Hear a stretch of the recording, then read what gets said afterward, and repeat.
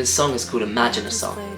Now this song is an expression of 6 different song ideas into one. That's why there is no structure, and that's why it's called Imagine a Song. I was in a time where I particularly enjoyed the sort of psychedelic sounds, and I think this song plays into that whilst keeping my own sound of the album. It was at a time where I'd disappointed a couple friends. I decided to make a lot of changes, and while they were positive for me, change inevitably can hurt, and it did.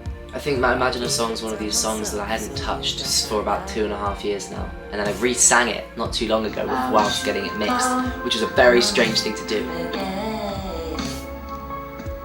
Show me what I did was wrong, and show me where I now belong.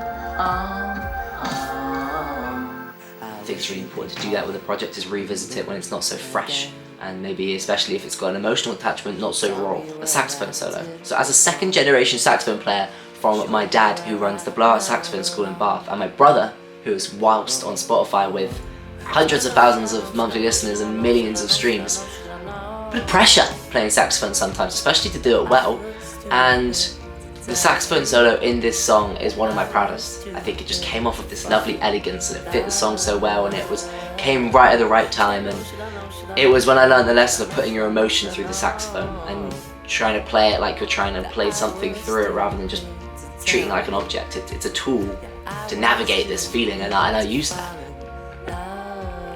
As one of my original songs from this album, not many of them managed to last through me cutting and changing this album to its final place, but this song has always been a staple, locked in piece, because I think it has a lovely tone change that is so important to the overall sound of this album and the story.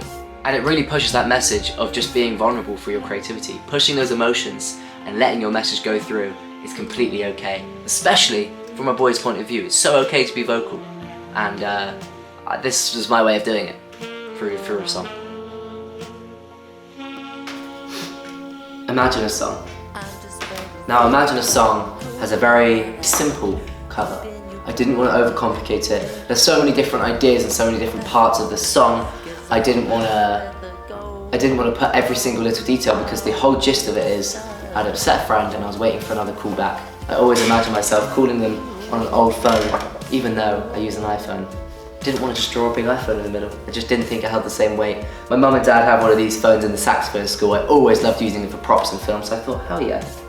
We'll add in an old style phone. The lines representing the ringing. Everything else reminding me quite a lot of the synthy simplicity of a psychedelic song. It's just synth, drums and a bass. There's not an awful lot going on in the song. I think the name works into the artwork itself so nicely that I was very adamant to include type into this. So Imagine a Song, simple album cover, where I felt like a lot of the expression and thought really sort of stayed with the song, and this was just there to complement it. This has been my whole artwork album series on the new album Overtime by Bojan, coming out in the very soon future, the date yet to be known.